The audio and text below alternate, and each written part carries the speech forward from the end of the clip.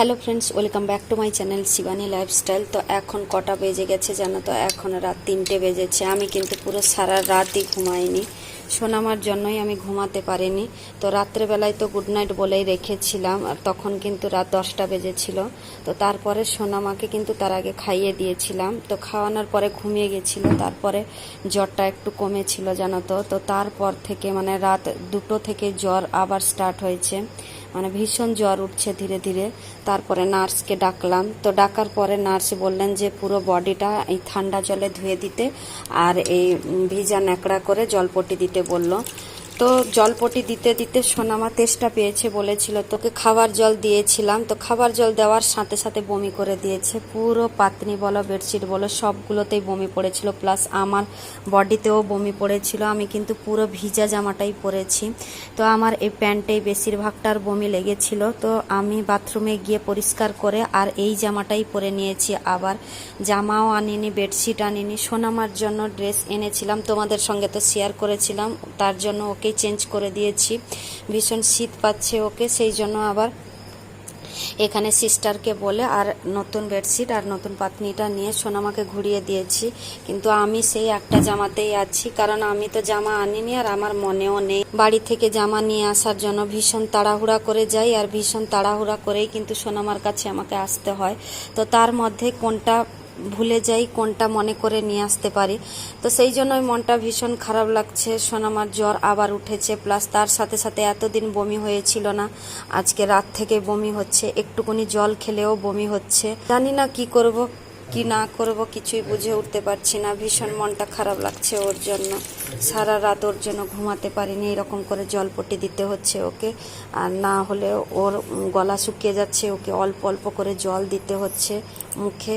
প্রচণ্ড জ্বর উঠেছে। তো জ্বর যখন উঠেছিল তখন সিস্টারকে বলেছিলাম, সিস্টার তো এরকম করতে বলেছিল, আর এরকম করার পরে যদি জ্বর না কমে তাহলে সিস্টারকে আর একবার ডাকতে বলেছে। তো আধা ঘন্টার থেকে বেশি হয়ে গেল জলপট্টি দেওয়া, তবুও জ্বর কমছে না। এখনই যাব সিস্টারকে ডাকতে। জামা বলো প্যান্ট বলো দুটোই ভিজা, কারণ সোনামা যে বমি করেছিল জামাতেও পড়েছিল প্যান্টেও পড়েছিল। তো দুটো বাথরুমে ধুয়ে নিয়ে গিয়ে আবার ওই ভিজা জামাটাই পরেছি, কারণ আমি তো জামা আনিনি, তোমাদেরকে তো বললাম। আর এপাশে চেয়ারে যে বসেছিলাম চেয়ারে পড়েছিল, নিচেও বমি পড়েছিল। সব কিছু পরিষ্কার করে জাস্ট আবার এসে কিন্তু সোনামাকে জলপট্টি দিচ্ছি। আর এপাশে ফ্যানটাও চালু আছে, এই দেখো। ফ্যানটা কিন্তু চালাতাম না, কিন্তু পাশের বেডে যে পেশেন্ট আছে ওকে কিন্তু ফ্যানটা লাগবে বলেই সেই জন্য ফ্যানটা চালানো আছে। সেই জন্য আমি এপাশে পর্দাটা সরিয়ে নিয়েছি, এই দেখো। তো যাই হোক, এবার যাব নার্সকে ডাকতে। অনেক টাইম হয়ে গেছে, সোনামার জ্বর কমছে না। যাই এবার নার্সকে ডেকে নিয়ে আসি।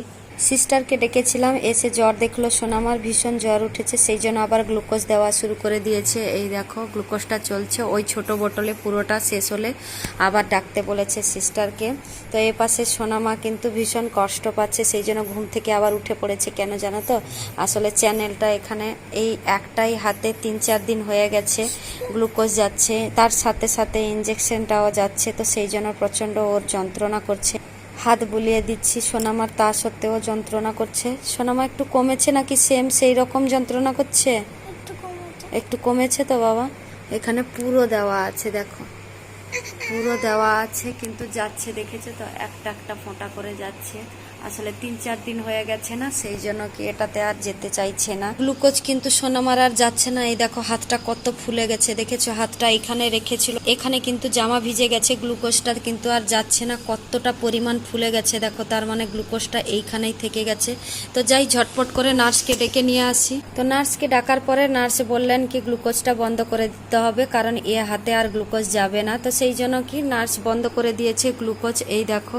তো এখনই এ হাতে চ্যানেলটা করবে বলেছিল, কিন্তু সোনামা যেভাবে কান্নাকাটি করে, আর এখন রাত্রে বাকি পেশেন্টরাও শুয়েছে, সেই জন্য বললো কি সকালবেলা এ হাতে চ্যানেল আবার করতে হবে।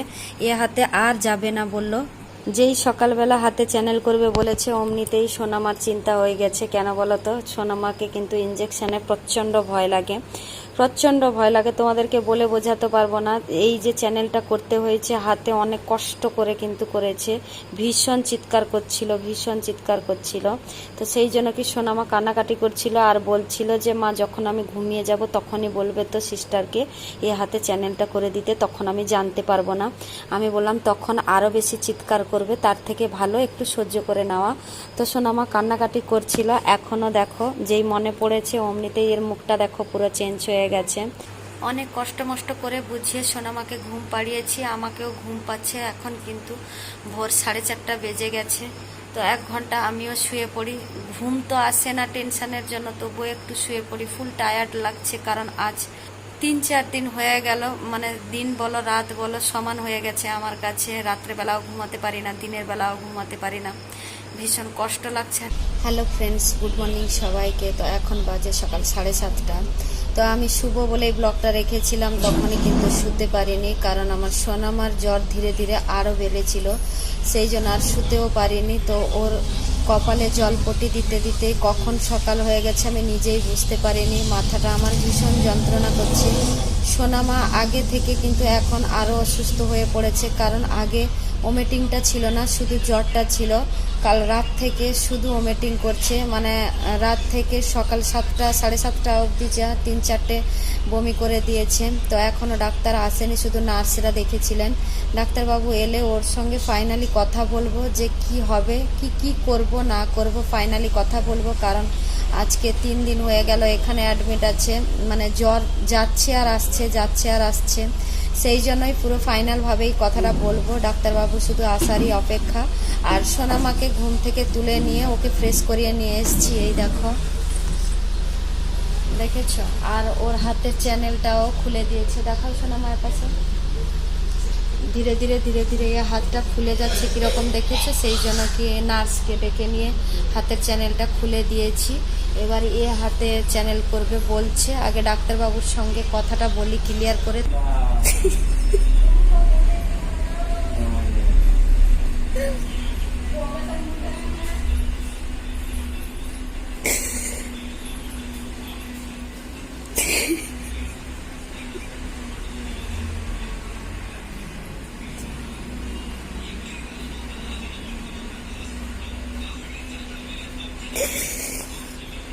তো 9টার সময় ডাক্তারবাবু এসেছিলেন। তো আসার পরে সোনামাকে দেখলেন, দেখার পরে বললেন যে টেনশন করো না, আমি ট্রিটমেন্ট করছি, যখন আমি ভালো করার চেষ্টা করব, টেনশন করো না, এত টেনশন করো না। আমি কাঁদছিলাম, কিন্তু ভীষণ কান্নাকাটি করছিলাম। তো ডাক্তারবাবু বললেন যে কান্নাকাটি করো না, বিশেষ করে মেয়ের সামনে ও কাঁদবে, তুমি টেনশন করো না, যেরকম করে হোক আমি ঠিক করব।